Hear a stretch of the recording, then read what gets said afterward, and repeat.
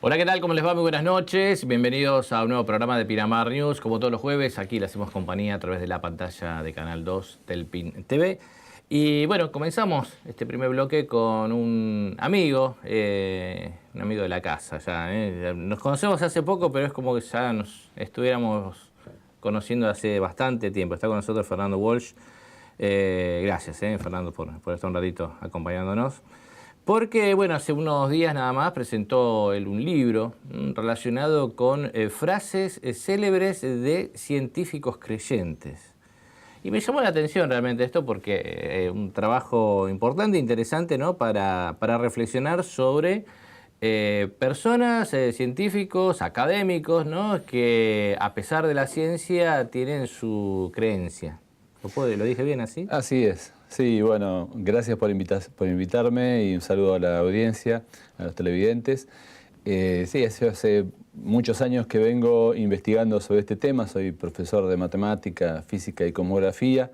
Así que en el profesorado a mí me enseñaron sobre toda esta gente, sus conocimientos, sus investigaciones, pero fue a partir de una experiencia personal en la cual yo me acerco a Dios y a la fe, que me doy cuenta que este tema tiene mala prensa.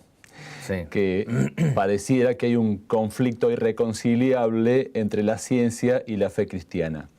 Y eso me movilizó a investigar por mi cuenta, y en 2012 escribí El Señor de los Dos Libros, que es un libro que habla sobre la ciencia y la fe, las teorías de la evolución, la teoría del Big Bang, etcétera, los puntos de contacto que hay, y una serie de biografías de algunos científicos que en su momento había investigado, unos 53 más o menos, que expresan claramente su fe en el Creador. Y después seguí investigando estos años y resulta que el número de científicos creció, así que he llegado a unos 153 científicos desde la época de Copérnico, allá por el 1500, hasta la actualidad. Por lo tanto, surgió la idea de hacer un libro de biografías de científicos creyentes, de distintas religiones, pero creyentes en el mismo Dios creador del universo.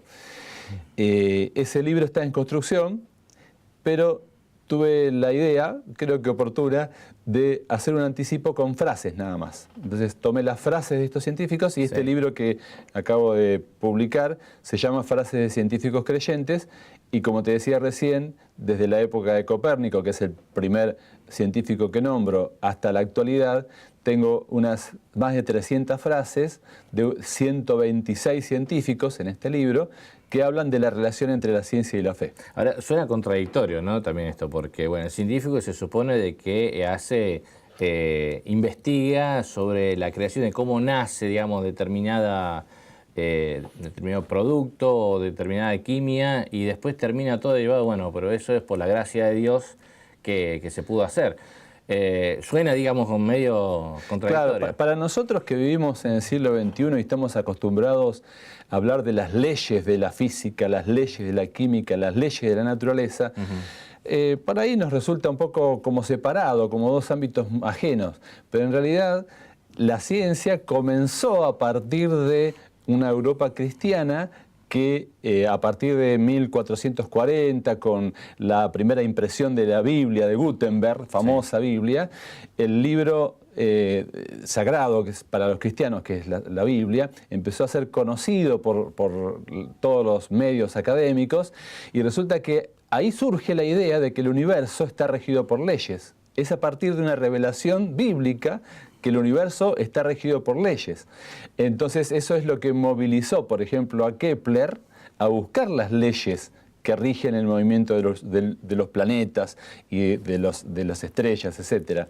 Es decir que hoy nos parecen ámbitos separados, pero surgieron desde un mismo ámbito. O sea, la ciencia y la fe en ese Dios creador surgieron juntos, se complementaron desde el principio, y actualmente lo siguen haciendo.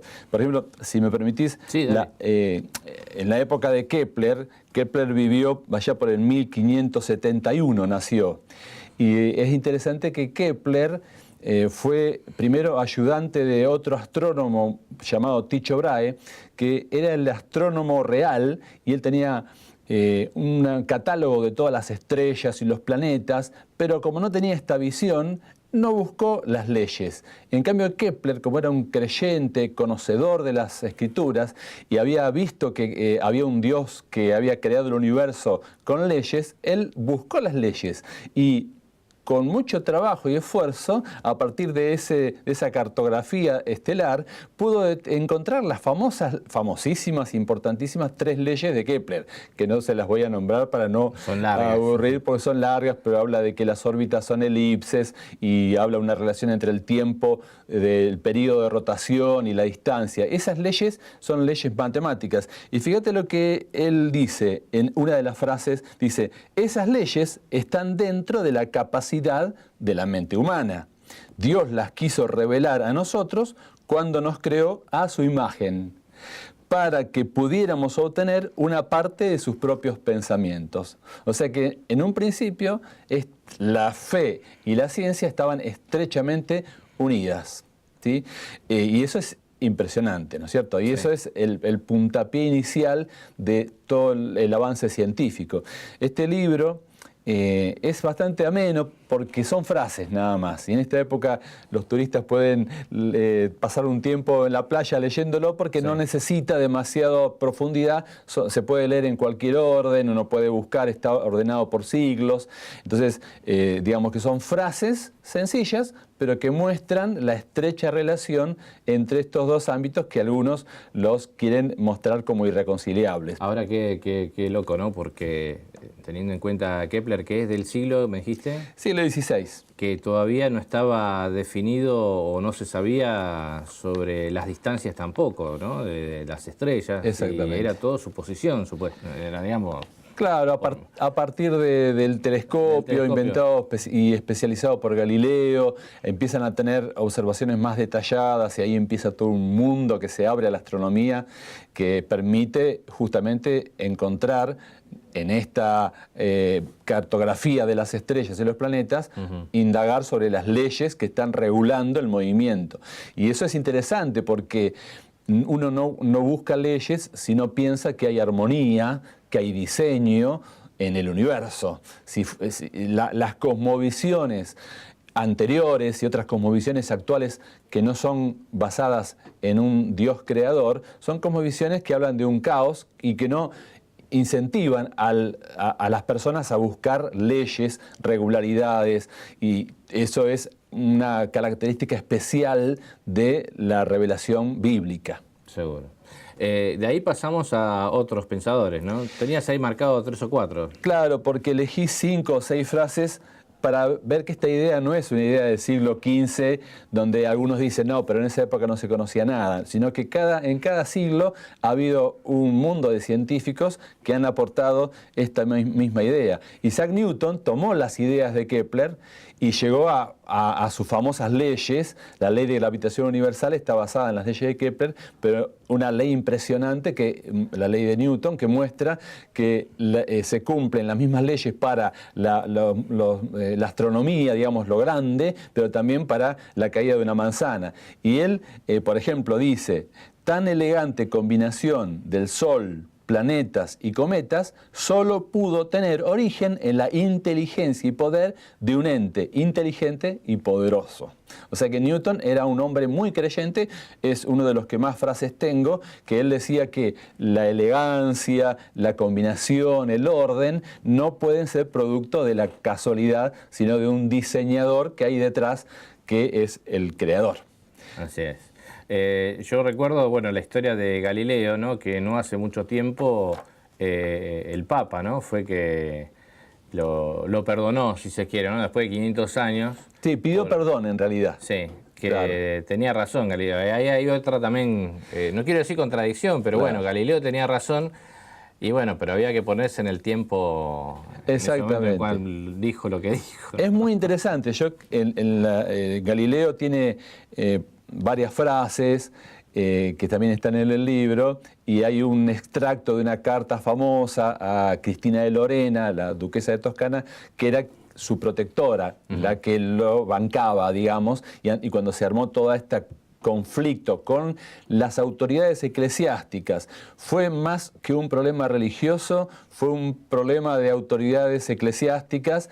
Los primeros que tuvieron conflicto con Galileo no fue la iglesia en sí, sino profesores que enseñaban la visión aristotélica de la Tierra quieta en el universo y el Sol girando. Y él, cuando observa con el telescopio los cielos, entiende que es mucho más fácil de entender el mundo si se lo ve al Sol quieto. Ahora se sabe que no es tan así, pero en su momento el Sol quieto y la Tierra y todo lo demás girando. Y eso lo había propuesto un sacerdote católico que es Copérnico. Así que no estaban contradiciendo la visión religiosa, sino que estaban poniendo en tela de juicio la visión de Aristóteles, que era la que la jerarquía eclesiástica usaba en ese momento para interpretar las Sagradas Escrituras, que es uno de los dos libros. Y cuando se usa una cosmovisión equivocada, uno saca conclusiones falsas de algunos de los dos libros. Uno es el libro que es la naturaleza y otro es el libro que es la Biblia, de la que hablábamos el otro día. Ahí está. ¿Qué otra frase hubo célebre, pensador? Vamos a saltar al siglo XIX. Michael Faraday, el padre de la electricidad, junto con Oersted, Volta, que también los tengo en este libro. Él dice, por ejemplo, allá por el 1800 y pico, la autoridad absoluta de la Biblia no podría ser socavada por la ciencia, pero la ciencia, si se practica de una manera verdaderamente cristiana, puede iluminar el otro libro de Dios, que es la naturaleza. Este es un ejemplo de otro famoso científico que tenía esta misma concepción, ¿no? Que había una armonía y que hay dos libros. Esa es una constante que se ve desde el principio, que hay dos libros. Por eso el Señor de los dos libros se refiere nuevamente a esto, ¿no? La naturaleza como un libro que nos revela a ese Dios creador, pero la naturaleza es insuficiente en el sentido de que no me revela sus intimidad, la intimidad de Dios, lo que hablamos del plan de Dios para el hombre, cómo el hombre puede reconciliarse con ese Dios. La naturaleza no me lo va a decir. Para eso necesitamos el otro libro que es la Biblia. Y esos dos libros están en sintonía. Uno apunta hacia el otro. Y esa es la guerra cultural que se ha librado en los últimos años para tratar de crear una batalla entre ellos, de lo que, por ejemplo, muchos de los científicos que están acá hablan de ese tema, que esa es una batalla inventada, que no es una batalla ideológica, no es una batalla fundamentada en evidencias científicas, sino en posturas filosóficas que intentan crear un cisma entre esos dos libros de los que yo hablo. Bueno, ¿y de los pensadores modernos, digamos, más actuales? Mira, actualmente hay muchos, pero a mí me llama mucho la atención. Hay dos, son las dos últimas que te voy a nombrar. Uno es Arno Penzias. Arno Penzias recibió el premio Nobel junto con otro científico por descubrir lo que se llama la radiación cósmica de fondo. Ellos estaban trabajando en el laboratorio Bell, detectando señales que venían del espacio exterior por una cuestión de telecomunicaciones, y detectan una radiación extraña que había sido predicha por un científico que se llamaba Edwin Hubble, exactamente, y por otro que se llama, el creador del Big Bang fue un sacerdote católico que se llama Lemaitre, y ellos dos habían propuesto de que había habido un evento inicial que llamamos el Big Bang, y que ahora nos estaría llegando un remanente. Y Arno Penzias descubre esa radiación cósmica de fondo que confirma la teoría de que hubo un principio. La teoría del Big Bang, que es muy interesante también ese tema, que no nos da el tiempo ahora, pero que nos lleva a mostrar que finalmente Génesis 1, que dice, en el principio creó Dios, que hay un principio. ¿Sí? Y eso se confirma a través del Big Bang. Y Arno Penzias dice, si no tuviera otros datos que los primeros capítulos del Génesis, algunos de los Salmos y otros pasajes de las Escrituras, habría llegado esencialmente a la misma imagen del origen del universo, tal como indican los datos científicos. O sea, acá vemos que está hablando... Toma en primera persona, sí. hay la Biblia. una relación, que él dice que no hay contradicción, que la misma Biblia le daba la información que él ahora está descubriendo científicamente, ¿sí? Y el último que te voy a nombrar es en otro ámbito totalmente distinto, que se llama Francis Collins, un norteamericano que actualmente, desde hace ya casi 10 años, es el director de los Centros de Salud de Estados Unidos. Él fue el director del proyecto científico más importante de la historia, que es el proyecto del genoma humano. Allá por la década del principio del siglo XX, o sea, principio del siglo XXI, en el 2000 y el 2004, se empezaron a mostrar los borradores de lo que se llama el genoma humano, que es el ADN, toda la información que está codificada en el ADN de cada una de nuestras células. Y ese proyecto, que duró muchos años, terminó más o menos hace unos años con la secuenciación de toda esa información. Un código genético escrito en el ADN con 4 letras, la A, la C, la T y la G, que tiene que ver con bases nitrogenadas, y no quiero complicar a los televidentes, pero él, cuando termina de esta tremenda investigación, que, vuelvo a repetirte, el proyecto Genoma Humano, cualquiera lo puede googlear, es el proyecto considerado el más importante de la historia, porque a partir de eso sabemos cómo es el ADN del ser humano, se pueden prevenir enfermedades, se ve la secuenciación de los distintos genes. Bueno, este hombre terminó esa investigación y escribió un libro. Y uno dice, ¿habrá escrito un libro 100% científico? ¿El libro cómo se llama? El lenguaje de Dios. Que en castellano hay una versión que se llama ¿Cómo habla Dios? Y él dice que este lenguaje que está introducido en nuestro ADN es un lenguaje codificado, es una información tan exquisita, tan profunda, tan excelentemente diseñada, que no puede haber sido más que la idea y digamos, la iniciativa de un diseñador superior, supremo, al cual llamamos Dios. Y él, fíjate lo que dice, una frase de las tantas que hay, ¿no? Dice, el Dios de la Biblia es también el Dios del genoma. Esto lo dijo hace poquito. Se le puede adorar en la catedral o en el laboratorio. Porque su creación es majestuosa, sobrecogedora, complejísima y bella. Y no puede estar en guerra consigo misma.